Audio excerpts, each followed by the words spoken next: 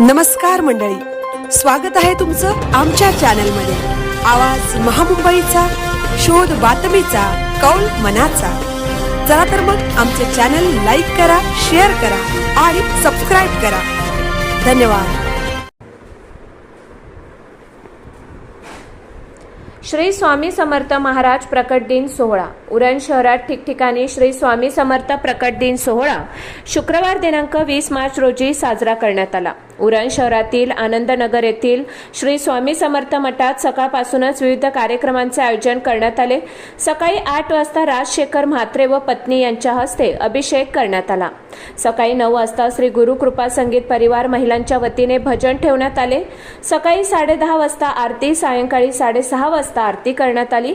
सर्व स्वामी भक्तांनी तीर्थप्रसादाचा लाभ घेतला। श्री स्वामी समर्थ मठ विनायक केगाव येथे सकाळी 6 वाजल्यापासून नामस्मरण कार्यक्रम झाला। दुपारी 1 वाजता महाप्रसाद, सायंकाळी 5 वाजता पालखी सोहळा। पालखी मठापासून काढून पुढे विनायक येथील गावदेवी मंदिरापर्यंत, परत पुढे स्वामी समर्थ मठ येथे सांगता समारोप करण्यात आले। यंदाचे 11वे वर्ष आहे।